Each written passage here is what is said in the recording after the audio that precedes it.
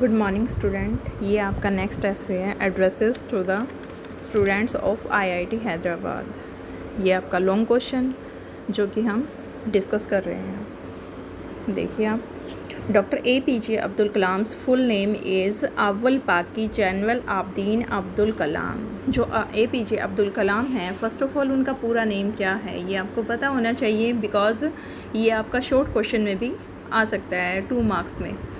तो ये इनका पूरा नाम क्या है? अव्वल पाकिर जैनुल आबदीन अब्दुल कलाम। और ये आपके एग्ज़ाम्स में नहीं बल्कि ये आपके कम्पिटिटिव एग्ज़ाम्स में भी काफ़ी 1-2 बार पूछा गया है। And he was the recipient of the prestigious award Bharat Ratna. जो हमारे देश का प्रेस्टिजियस सम्मानपूर्वक एक अवार्ड है भारत रत्न, इनको ये भी प्रदान किया जा चुका है। And he was the 11th president of India. जो ये इंडिया के 11th नंबर के प्रेजिडेंट भी बन चुके हैं। He is popularly known as the missile man of India. इन्हें ये पॉपुलर हैं किस नाम से? इंडिया में इन्हें मिसाइल मैन ऑफ इंडिया के नाम से जाना जाता है। Kalam wrote several books including an autobiography wings of fire 1999। इन्होंने अपनी ये काफ़ी बुक्स लिखी हैं, बट इनकी जो मोस्ट फेमस बुक है इनकी खुद की ऑटोबायोग्राफी, इनकी आत्मकथा, क्या नाम है उसका? Wings of fire. Abdul Kalam, next paragraph. Abdul Kalam was in Hyderabad presenting this essay in the form of a lecture. जब अब्दुल कलाम जी हैदराबाद गए थे, हैदराबाद IIT हैदराबाद में इन्होंने एक अपना लेक्चर डिलीवर किया था। तो ये जो हमारा प्रेजेंट ऐसे है ये उन्हीं के उस लेक्चर का एक पार्ट है। इसमें ये क्या कहते हैं? ही टोल्ड अस, ये हमें कहते हैं कि that I have 3 vision for India. मेरे पास इंडिया के लिए 3 विज़न हैं। विजन्स मीन 3 सपने हैं। In our history people from all over the world have come and invaded us, conquered over mind. हमने देखा है कि हमारे इतिहास में, हिस्ट्री में बहुत से जो पीपल हैं from all over the world, पूरे वर्ल्ड के कोने कोने से आए हैं और उन्होंने हम पर विजय प्राप्त की है, हमें अपना गुलाम बनाया है और हमारे माइंड को अपने कंट्रोल में भी किया है। Yet we have not done this to any other nation. लेकिन फिर भी हमने इस तरह का बिहेवियर है किसी दूसरी कंट्री के लिए नहीं शो किया है। We have not conquered anyone. हमने किसी को भी गुलाम नहीं बनाया है। We have not grabbed their land. हमने उनके लैंड को नहीं हड़पा है। देयर कल्चर, उनके कल्चर को नहीं डिस्ट्रॉय किया है। And try to enforce our way of life on them. और हमने अपने जीवन को जीने का ढंग उन पर नहीं थोपा है। मीन्स टू से अपनी वे ऑफ लाइफ, किस तरह से हम अपनी वे ऑफ लाइफ अपनी स्पेंड करते हैं, वो जो लाइफ स्टाइल है वो हमने उन पर नहीं थोपा है। जैसे फॉर एग्ज़ाम्पल जो ब्रिटिशर थे उन्होंने अपनी लाइफ स्टाइल को हम पर इम्प्लीमेंट कर दिया था। तो हमने ये किसी अदर कंट्री के साथ इस तरह का बिहेवियर नहीं किया है। वाई? क्यों? Because we respect the freedom of other. क्योंकि हम दूसरों की जो फ्रीडम है उसकी रिस्पेक्ट करते हैं। That's why my first vision is that of freedom. इसीलिए जो इंडिया के लिए मेरा फर्स्ट विज़न है वो क्या है? फ्रीडम।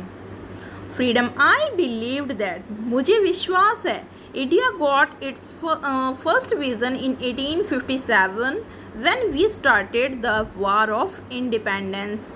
मुझे विश्वास है कि जब इंडिया ने अपना ये फर्स्ट विज़न कब गेन किया था? 1857 में, जब हमने अपनी जो फर्स्ट क्रांति है, अपनी फ्रीडम को गेन करने के लिए हमने स्टार्ट की थी। 1857 की जो फर्स्ट क्रांति थी, तब इंडिया ने अपना फर्स्ट विज़न गेन कर लिया था।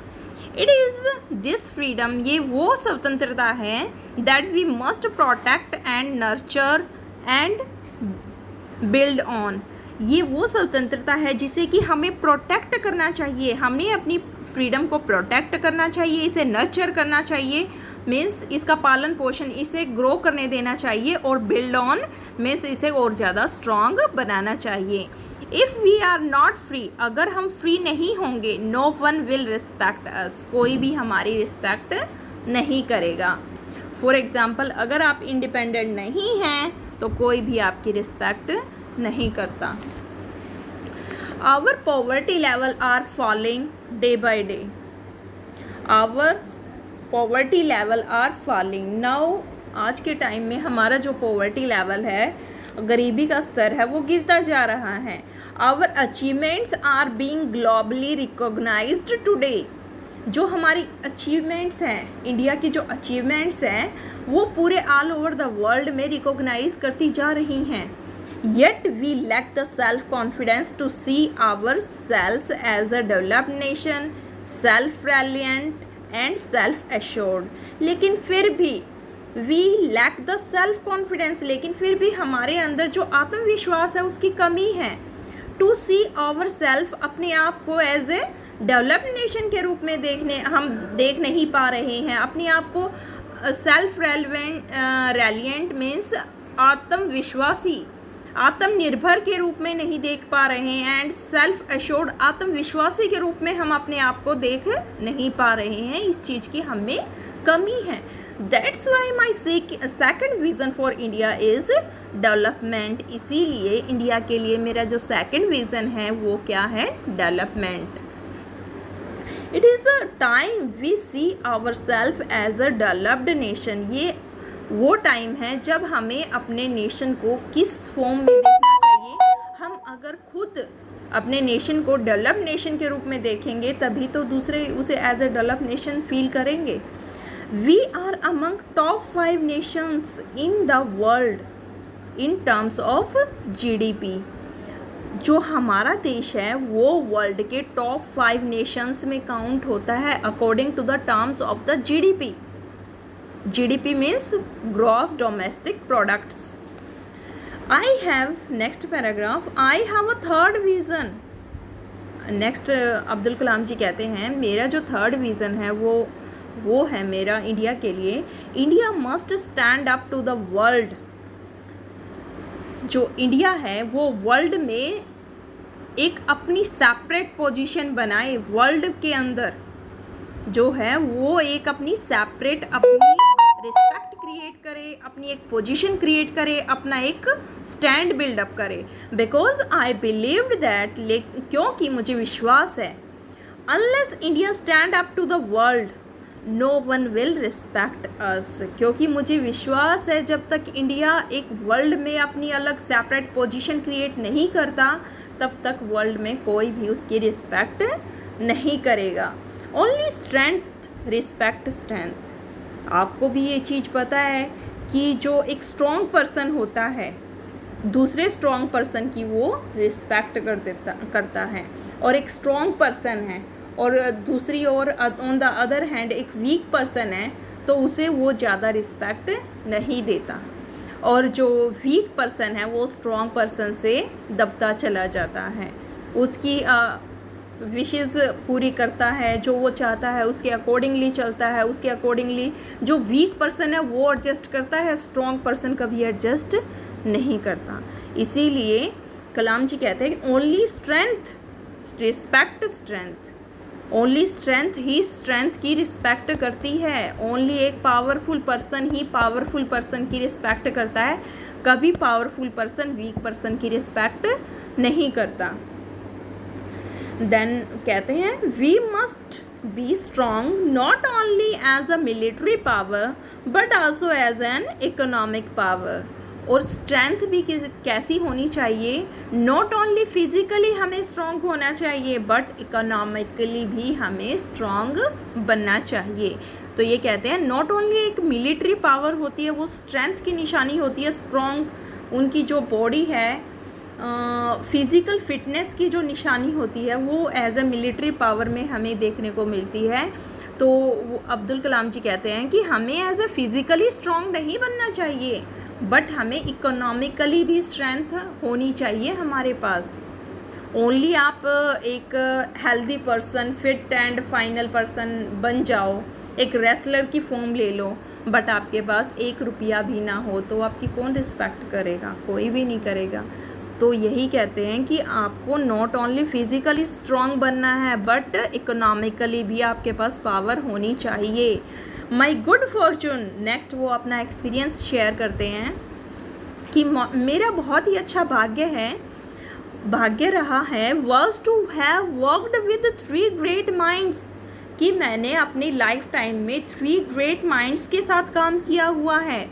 वो 3 ग्रेट माइंड कौन कौन से हैं? First of all doctor Vikram Sarabhai of the department of space. आपको भी पता होगा, अगर आप कॉम्पिटिटिव एग्ज़ाम की प्रिपरेशन करते हैं देन ये नाम आपको तीनों सुनने में आए होंगे।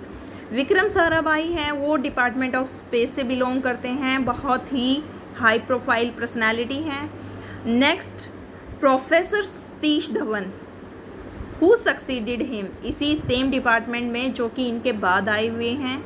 And next doctor Brahma Prakash, father of nuclear material. ये जो 3 ग्रेट माइंड हैं, ये 3 ग्रेट माइंड्स के साथ जो अब्दुल कलाम जी हैं उन्होंने इनके साथ काम किया है, इसीलिए वो अपने आप को गुड फॉर्चूनर मानते हैं। I was luckily to have worked with all these 3 of them closely, बिल्कुल क्लोजली उन्होंने इनके अंडर काम किया हुआ है। And consider this the great opportunity of my life, और इस चीज़ को वो अपनी लाइफ की ग्रेट अपॉर्चुनिटी मीन्स एक अच्छा चांस मानते हैं। नेक्स्ट क्या कहते हैं? नेक्स्ट पैराग्राफ है आपका, आफ्टर टेलिंग ऑल दिस, ये सब कुछ कहने के बाद अब्दुल कलाम जी सैड दैट, अब्दुल कलाम कहते हैं कि A 14-year-old girl asked me for my autograph. एक 14-year गर्ल मेरे पास आती हैं और मेरे ऑटोग्राफ के लिए पूछती है कि आप मुझे ऑटोग्राफ देंगे। I asked her, मैंने उससे पूछा what her goal is in life is, आपका लाइफ में क्या गोल है? आप गोल मीन्स आपका लाइफ में क्या उद्देश्य है? She reply, वो आंसर देती है, I want to live in a developed India. मेरा ये सपना है कि मैं एक डेवलप्ड इंडिया में जीना चाहती हूँ। Then for her उस लड़की के लिए you and I will have to build, आपको और मुझे बनाना होगा, एक बिल्ड करना होगा दिस डेवलप्ड इंडिया, इस इंडिया को एज अ डेवलप्ड नेशन बनाना है। किसके लिए? उस लड़की के लिए जिसका कि सपना है डेवलप नेशन में सरवाइव करने का। You must proclaim India is not an under developed nation, it is a highly developed nation. आपको यू मस्ट प्रोक्लेम, आपको अपने मन में बिल्कुल अच्छी तरह से ये प्रोक्लेम करना चाहिए, ये उद्घोष करना चाहिए कि India is not a under developed nation, कि इंडिया जो है वो अविकसित देश नहीं है, विकासशील अविकसित नहीं, विकासशील देश नहीं है। विकासशील होता है जो विकास कर रहा है, और डेवलप्ड होता है जो विकसित हो चुका है।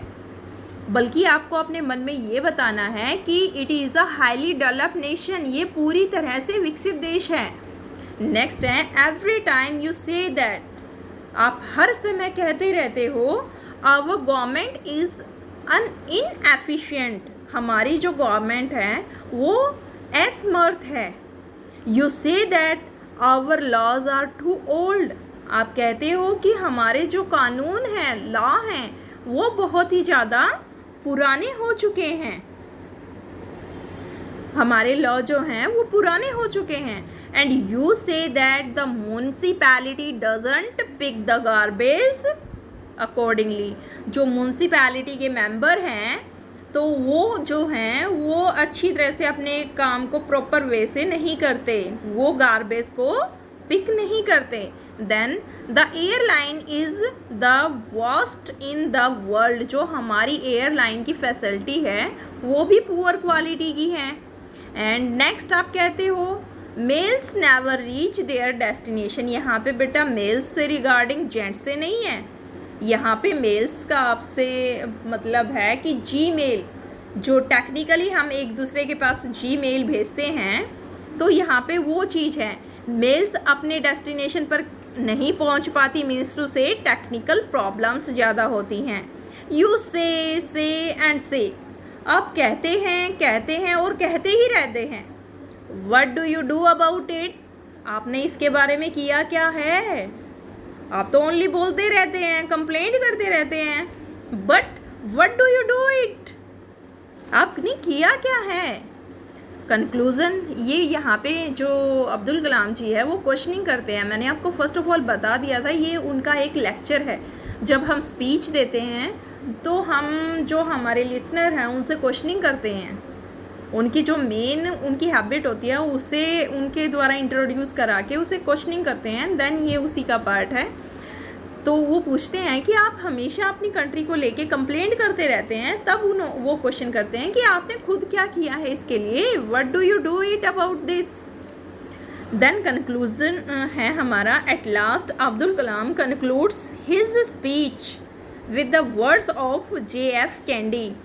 वो जो अपनी स्पीच को कंक्लूड करते हैं, मीन्स एंड तक पहुंचते हैं और अपने आइडियाज़ को सम अप करते हैं। देन वो किसकी हेल्प लेते हैं, JF कैंडी, जो कि एक अमेरिकन स्कॉलर हैं, उनकी हेल्प लेते हैं, उनके वर्ड्स को रिपीट करते हैं। And he said that dear Indians, I am echoing JF Kennedy's word. I am echoing होता है कि माइंड में कुछ इको कर रहा है, आपको कुछ याद आ रहा है। इस टाइम पे कहते हैं ना, आपके ये वर्ड्स सुन के मुझे वो याद आ गया, मुझे उनके वर्ड याद आ गए। देन वो अपने लास्ट में कहते हैं कि डियर इंडियंस, मेरे प्यारे भारतीयों, मुझे JF कैंडी के वर्ड याद आ रहे हैं जो कि उन्होंने किसको एड्रेस किए थे, अपने फेलो अमेरिकन्स को एड्रेस किए थे, to his fellow Americans, then to relate to Indians. But मैं उन वर्ड्स को अपने इंडियंस के लिए रिलेट करता हूँ। Ask what we can do for India. वो कहते हैं कि अपने आप से पूछो, ask your self what we can do for India, कि आप इंडिया के लिए क्या कर सकते हो। कैन आपकी जो है कैपेसिटी को डिनोट करते हैं कि आप क्या कर सकते हो। What we can do for India, आप इंडिया के लिए क्या कर सकते हो। And what has to be done to make India, और नेक्स्ट क्या कहते हैं वो, कि आप देखो कि आपने इंडिया के लिए क्या किया है, अब तक क्या किया है आपने इंडिया के लिए। What American and other western countries are today, जो आज के टाइम में अमेरिका है और अदर वेस्टर्न कंट्रीज़ हैं, वो आज के टाइम में क्या है, उनकी पोजीशन क्या है। In short the writer underline the theme of the tradition, nationality, faith, loyalty and respect for other our country, respect for our country.